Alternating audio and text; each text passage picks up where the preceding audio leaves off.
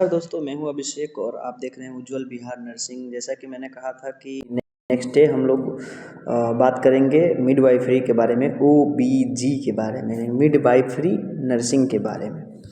तो इस आज हम लोग बात करने वाले हैं मिडवाइफरी में, जो जो कि हम लोग बात करेंगे आज।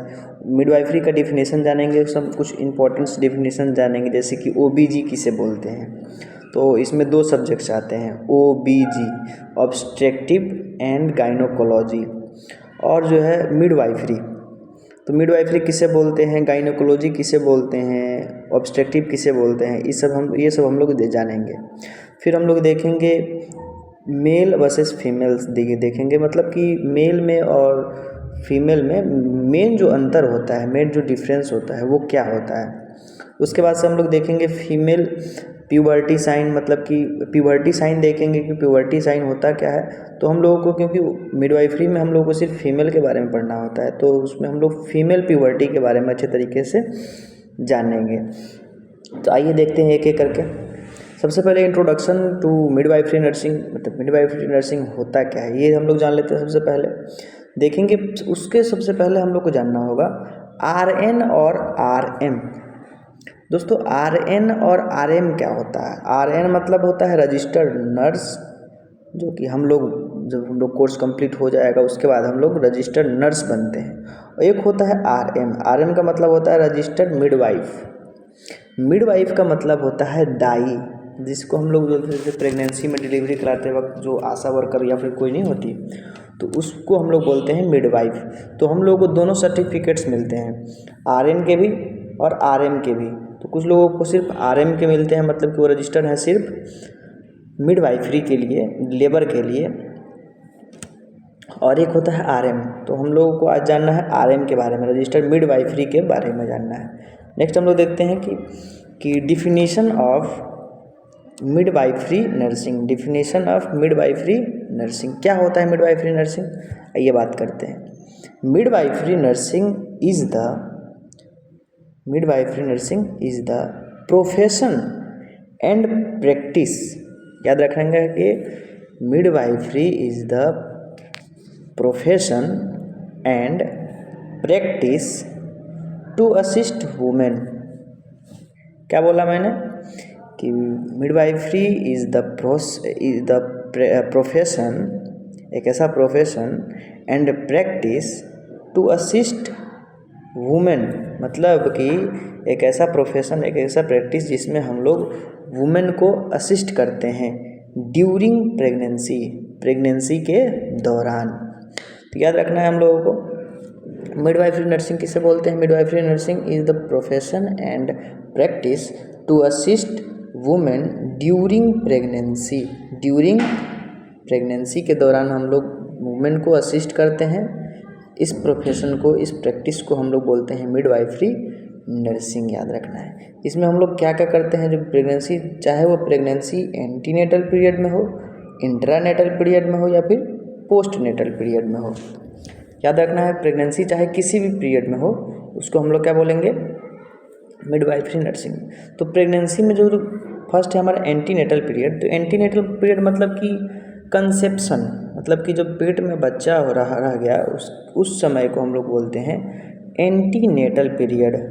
और इंट्रानेटल पीरियड मतलब लेबर वाला पीरियड को जो हम लोग बोलते हैं उसको बोलते हैं इंट्रानेटल पीरियड, मतलब कि जब बच्चा होता है उस समय का पीरियड को बोलते हैं इंटरनेटल पीरियड। पोस्टनेटल, जब बच्चा बर्थ ले लिया, जन्म ले लिया, उसके बाद के समय को हम लोग बोलते हैं इंट्रानेटल पीरियड बोलते हैं।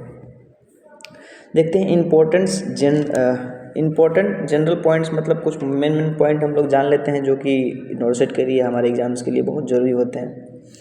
इम्पोर्टेंट जनरल पॉइंट्स, सबसे फर्स्ट हम लोग जानेंगे father of obstetrics. Father of obstetrics का नाम हम लोग लेंगे तो जेम्स मेरियन सिम्स नाम लेना है। James Marion Sims, father of obstetric मतलब जेम्स मेरियन सिम्स। दूसरा, largest gland of the body.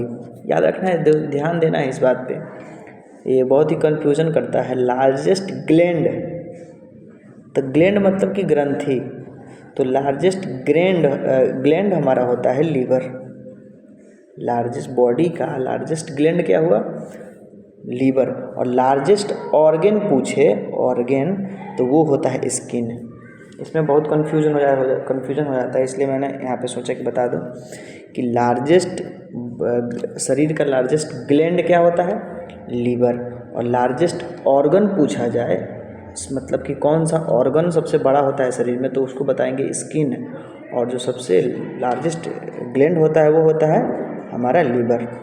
और फिर लार्जेस्ट इंटरनल ऑर्गन कौन सा होता है, अगर ऑर्गन पूछे तो करके भी दे देता है, एक्सटर्नल और इंटरनल करके भी दे देता है। तो ये अगर ये पूछ दे कि लार्जेस्ट इंटरनल ऑर्गन कौन सा है, तो वो पूछ देंगे हम लोग, बताएंगे लीवर। और सिर्फ ऐसे पूछता है कि लार्जेस्ट ऑर्गन पूछे तो हम लोग बताएंगे स्किन, और इंटरनल ऑर्गन पूछे तो हम लोग क्या बताएंगे, लीवर।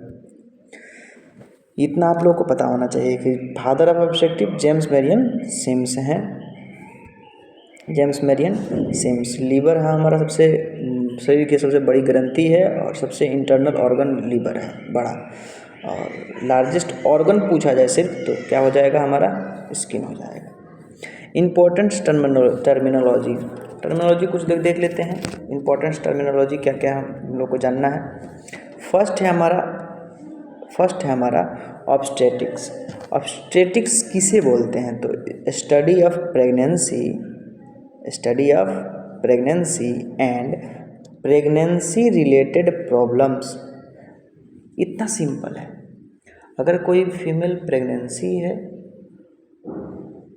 और या फिर उस प्रेगनेंसी से रिलेटेड कोई प्रॉब्लम हो गया, तो उसको हम लोग किस में पढ़ते हैं, ऑब्स्ट्रेक्टिव में पढ़ेंगे।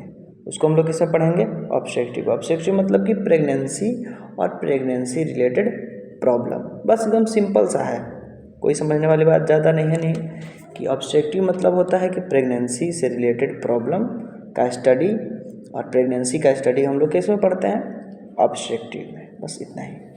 फिर उसके बाद आता है गायनेकोलॉजी।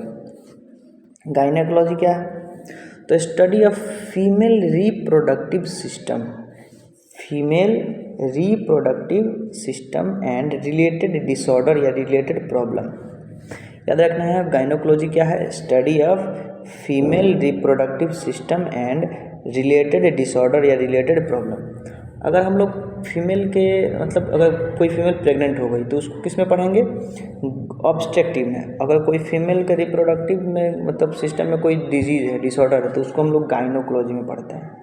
ये बेसिक अंतर आपको जानना है।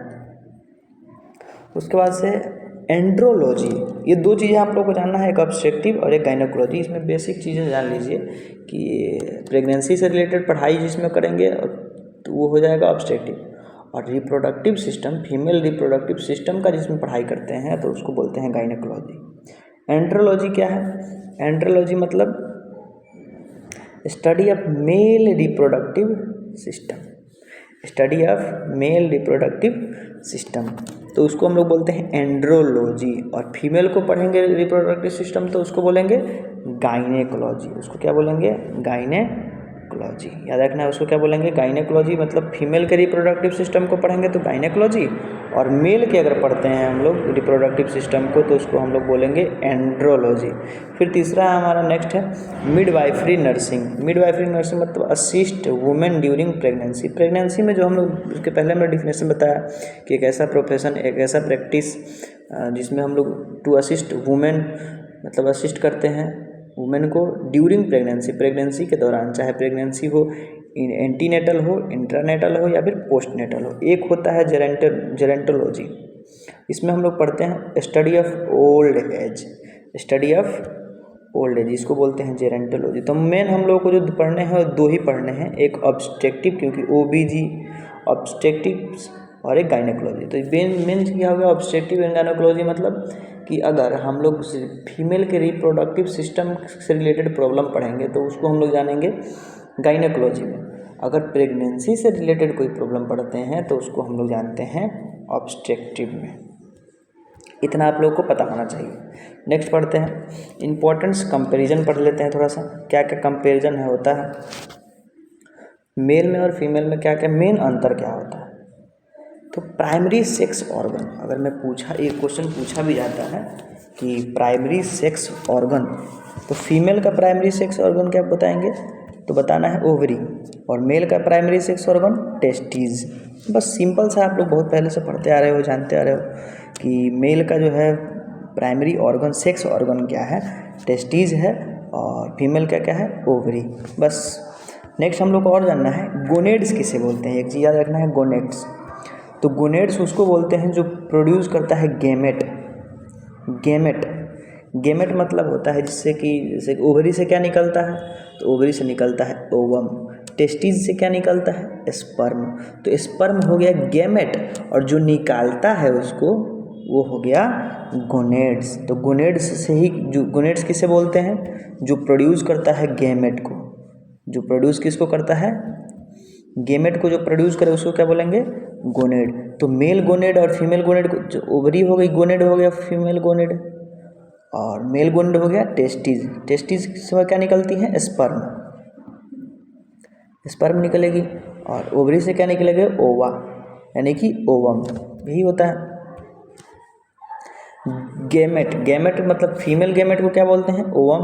ओवम कहाँ से निकलता है, तो ओवम कहाँ से निकले, ओवरी से। स्पर्म कहाँ से निकलता है, टेस्टिस से। तो मेल जो गेमेट को, अगर मेल गेमेट पूछा जाए मेल गेमेट का नाम बताइए तो क्या बताएंगे, स्पर्म, और फीमेल गेमेट का नाम पूछे तो ओवम।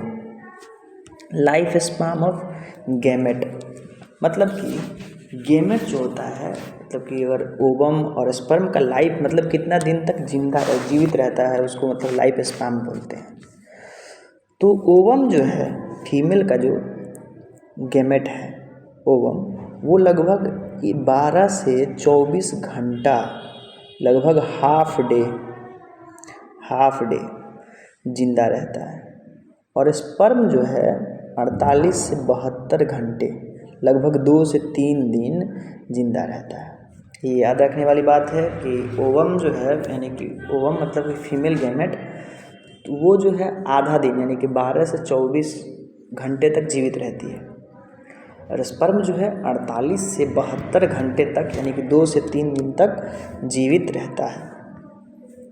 फिर गेमेटोजेनेसिस, ये जानना हम लोगों को, गेमेटोजेनेसिस। तो वो प्रक्रिया जिससे गेमेट बनता है उसको बोलते हैं गेमेटोजेनेसिस। वह प्रक्रिया जिसमें गेमेट मेल गेमेट क्या हो गया, ओवम, और मेल गेमेट क्या हो गया, स्पर्म, और फीमेल गेमेट क्या हो गया, ओवम। तो फीमेल जो है, फीमेल के गेमेट बनने की प्रक्रिया को कहते हैं oogenesis, और मेल के स्पर्म बनने की, मेल गेमेट क्या है, स्पर्म है, तो मेल के स्पर्म बनने की प्रक्रिया को बोलते हैं स्पर्मेटोजेनेसिस। एक बार फिर से देख लेंगे गेमेटोजेनेसिस क्या होता है। तो गेमेट बनने की प्रक्रिया को क्या बोलते हैं, गेमेटोजेनेसिस बोलते हैं। गेमेटोजेनेसिस क्या है, गेमेट बनने की प्रक्रिया को गेमेटोजेनेसिस बोलते हैं। तो मेल गेमेट, फीमेल गेमेट, तो फीमेल गेमेट ओवम है, तो ओवम के बनने की प्रक्रिया को क्या बोलेंगे, oogenesis। और मेल का गेमेट क्या होता है, स्पर्म होता है, तो स्पर्म के बनने की प्रक्रिया को स्पर्मेटोजेनेसिस। तो देखते हैं टाइम ड्यूरेशन। तो टाइम ड्यूरेशन मतलब कि oogenesis के मतलब ओवम के बनने में कितना समय लगता है, लगभग 6 से 8 दिन। 6 से 8 दिन जो है ओवम के बनने में समय लगता है। और स्पर्म के बनने में मतलब कि स्पर्मेटोजेनेसिस कितने दिन में होता है, स्पर्म कितने दिनों में बनता है, तो ये लगभग कहा जाता है 70 से 90 दिन अप्रॉक्स माना जाता है कि 70 से 90 दिन तक बनता है। लेकिन अगर एवरेज पूछा जाए तो 90 दिन या 92 दिन 91 दिन बताइएगा। अगर ऐसे पूछा जाए कि तो बताएंगे आप लोग 64 से 74, यानी कि 65 से 75 दिन तक, या फिर 70 से 90 दिन तक। हम लोग को फर्स्ट प्रायोरिटी देनी है 90 या फिर 72 या फिर 70, ये फर्स्ट प्रायोरिटी हमारी हो गई। याद रखना है कि गैमेट जो स्पर्म के बनने में इतना समय लगता है, 90 दिन, 3 महीने लगभग लग जाते हैं, 2.5 से 3 महीने लग जाते हैं। और oogenesis 6 से 8 दिन में ये बन जाता है। प्यूबर्टी एज, अब प्यूबर्टी एज की बात कर लेते हैं। हम लोगों ने देख लिया कि इंट्रोडक्शन देख लिया मिडवाइफरी का, कुछ मेल और फीमेल में मेन अंतर देख लिए, और गेमेट के बारे में हमने समझा, स्पर्मेटोजेनेसिस के बारे में समझा। और अब हम लोग पढ़ेंगे प्यूबर्टी एज के बारे में। प्यूबर्टी एज का मतलब क्या होता है? प्यूबर्टी एज, तो फीमेल का प्यूबर्टी मतलब किशोरावस्था। तो फीमेल का प्यूबर्टी एज क्या होता है? 10 से 16। पहले था ये 12 से 16, अब हो गया है 10 से 16, क्योंकि WHO ने और घटा दिया, क्योंकि फीमेल का जो प्यूबर्टी एज है वो घट गया है। पहले था ये 12 था, 12 से 16, अब ये घट के 10 आ गया है, 10 से 16, यानी कि फीमेल जो है पहले ही प्यूबर्टी एज में चली जा रही हैं। और मेल का जो है प्यूबर्टी एज क्या है? 12 से 17 एज माना गया है। 12 से 17 एज तक जो है वो मेल का प्यूबर्टी एज माना जाता है। और फर्स्ट साइन जिसको हम देखो, first sign of puberty, first sign of puberty, ये याद रखना है कि मेल में first sign of puberty thelarche होता है। ये क्वेश्चन पूछा जाता है बोर्ड में कि फीमेल में सबसे फर्स्ट जो साइन होता है प्यूबर्टी का साइन, वो क्या बोलते हैं? थैलार्के। थैलार्के मतलब डेवलपमेंट ऑफ ब्रेस्ट या फिर breast development, development of breast, इसको बोलते हैं थैलार्के। और मेल में सबसे पहला जो है प्यूबर्टी मतलब फर्स्ट साइन क्या होता है मेल में? उसके गोनेडार्के बोलते हैं। क्या बोलते हैं? गोनेडार्के। तो गोनेडार्के मतलब कि टेस्टिकुलर डेवलपमेंट, टेस्टिस का डेवलपमेंट होना, टेस्टिस का डेवलपमेंट होना क्या कहलाता है? गोनेडार्के। तो फीमेल में सबसे फर्स्ट साइन क्या हो गया? थैलार्के। और फीमेल में हो गया थैलार्के यानी कि ब्रेस्ट डेवलपमेंट, और मेल में हो गया गोनेडार्के मतलब कि गोनेड का डेवलपमेंट। ये भी क्वेश्चन आता है कि फीमेल में फीमेल सेक्स हार्मोन कौन सा होता है? एस्ट्रोजन होता है। और मेल हार्मोन कौन सा होता है? टेस्टोस्टेरोन बताते हैं। याद रखना है आप लोगों ने। नेक्स्ट हम लोग आगे बढ़ते हैं, फीमेल प्यूबर्टी की बात करेंगे हम लोग। फीमेल प्यूबर्टी में, तो फीमेल प्यूबर्टी की बात कर लेते हैं। तो फीमेल प्यूबर्टी, पहले तो प्यूबर्टी मतलब होता क्या है, उसका एक डिफिनेशन नॉर्मल से जान लेंगे कि development of secondary sexual characteristic, मतलब किशोरावस्था में पहुंचते हैं तो सेकेंडरी डेवलपमेंट कैरेक्टर स्टार्ट हो जाता है। तो development of secondary sexual characteristic is also known as female puberty या फिर प्यूबर्टी।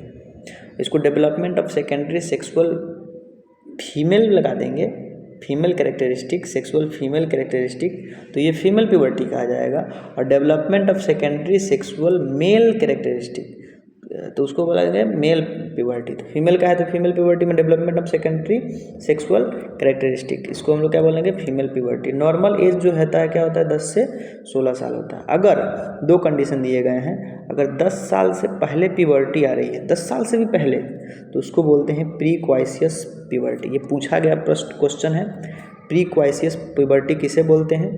तो प्रीक्वाइसियस प्यूबर्टी मतलब होता है कि 10 साल से पहले, 10 साल से पहले अगर प्यूबर्टी आ गई तो उसको बोलेंगे हम लोग प्रीक्वाइसियस प्यूबर्टी। अगर 16 साल, लगभग 16 साल से ऊपर गया तो उसको बोलते हैं डिलेड प्यूबर्टी, डिलेड प्यूबर्टी। ये प्रीक्वाइसियस मतलब कि 10 साल से पहले अगर प्यूबर्टी का होना क्या कहलाता है? प्रीक्वाइसियस प्यूबर्टी। और 16 साल से ऊपर प्यूबर्टी का होना डिलेड प्यूबर्टी कहलाता है। हम लोग जानेंगे 5 sign of puberty. 5 sign of puberty देखेंगे, 5 साइन ऑफ प्यूबर्टी। तो 5 साइन ऑफ प्यूबर्टी किसके अकॉर्डिंग? टैनर और मार्शल के अकॉर्डिंग 5 साइन होते हैं। ये इसको सीक्वेंस में ही याद किया जाता है, ये नहीं कि हम लोग पहले दूसरे एक दूसरे चेंज कर लेंगे तो हो जाएगा, नहीं, सीक्वेंस से ही याद करना है। तो टैनर और मार्शल के अकॉर्डिंग ही पूछता है। तो इन्होंने 5 साइन बताए हैं। कितने साइन? 5 साइन इन्होंने बताए हैं। फीमेल प्यूबर्टी के 5 साइन होते हैं। तो फर्स्ट साइन है हमारा वो क्या है? थैलार्के। फर्स्ट साइन है हमारा थैलार्के। इसका मतलब होता है development of breast, development of breast, इसको हम लोग क्या बोलते हैं? थैलार्के। इसको याद रखना है कि फर्स्ट साइन होता है, ये हमारा क्या होता है? फर्स्ट साइन होता है। नेक्स्ट है हमारा एडिनार्के, एडिनार्के। दूसरा है हमारा, दूसरा साइन क्या होता है? Adrenarche, development of axillary hair. Axillary hair के मतलब कि बाह, जो हमारा हाथ होता है, हाथ के बगल का जो एरिया होता है कंधे के नीचे, तो वहाँ पे हेयर का ग्रोथ होने लगता है। बाजू के अंदर क्या होता है? बाजू में एक्जिलरी हेयर बोलते हैं उसको, तो हेयर का ग्रोथ होने लगेगा उसको बोलते हैं एडिनार्के। फर्स्ट साइन हो गया हमारा थैलार्के, नेक्स्ट दूसरा साइन हो गया हमारा एडिनार्के, तीसरा साइन होता है प्यूबार्के। तीसरा साइन होता है प्यूबार्के, मतलब कि development of pubic hair. Pubic hair मतलब कि नाभि के नीचे वाले एरिया में, जेनाइटल एरिया में हेयर का ग्रोथ होना प्यूबार्के कहलाता है। क्या कहलाता है? प्यूबार्के। तो फर्स्ट साइन हमारा हो गया थैलार्के। थैलार्के मतलब कि development of breast, first sign. Second sign होता है हमारा एडिनार्के, मतलब कि डेवलपमेंट ऑफ एक्जिलरी हेयर। और तीसरा होता है प्यूबार्के, मतलब कि डेवलपमेंट ऑफ प्यूबिक हेयर। और चौथा हमारा होता है ग्रोथ स्प्रट। स्प्रट मतलब होता है कि तेज़ी से, तो तेज़ी से ग्रोथ होना, सडन ग्रोथ। तो sudden increase in height, height का तेज़ी से बढ़ना, ये चौथा साइन होता है। फर्स्ट साइन हमारा थैलार्के, दूसरा साइन होता है एडिनार्के, और तीसरा साइन होता है प्यूबार्के, और चौथा साइन होता है ग्रोथ स्प्रट, मतलब कि sudden increase in height, height का उनका तेज़ी में बढ़ता है। और लास्ट साइन, पांचवा साइन जो होता है वो क्या होता है? मीनार्के, फर्स्ट मेंसुरेशन साइकिल, मतलब फर्स्ट ब्लीडिंग आना क्या कहलाता है? मीनार्के। ये हमारा हो गया लास्ट साइन होता है, लास्ट साइन। तो एक एक करके याद रखेंगे। फर्स्ट साइन थैलार्के, फर्स्ट साइन क्या है? थैलार्के याद रखना है। दूसरा साइन है एडिनार्के, और तीसरा साइन है प्यूबार्के, चौथा साइन है ग्रोथ स्पर्ट, और पांचवा साइन, लास्ट साइन जो हमारा है मीनार्के है। नेक्स्ट हम लोग देख लेंगे। अब एक बार फिर से हम लोग याद कर लेते हैं। थैलार्के क्या होता है? थैलार्के आप लोग ब्रेस्ट का डेवलपमेंट। एडिनार्के मतलब क्या होता है? थैलार्के मतलब हो गया ब्रेस्ट डेवलपमेंट, एक्जिलरी हेयर का ग्रोथ। प्यूबार्के मतलब कि प्यूबिक हेयर का ग्रोथ, और ग्रोथ स्पर्ट मतलब कि सडन इंक्रीज हाइट, और मीनार्के मतलब कि फर्स्ट मेंस्ट्रुएशन। इसको इमेज के थ्रू भी आप लोग याद कर सकते हो। थैंक यू आपका वीडियो देखने के लिए, जो है बहुत बहुत धन्यवाद। अब मिलते हैं नेक्स्ट वीडियो में अच्छे तरीके से। और कुछ भी मेरे में कमियां हो रही है, जैसे बोलने में दिक्कत हो रहा है या समझने में आपको दिक्कत हो रहा है, तो और भी आप सलाह मुझे दीजिए, ताकि मैं अपने आप को सुधारूं और बेहतर तरीके से इसको तैयारी हम लोग करते हैं। Thank you.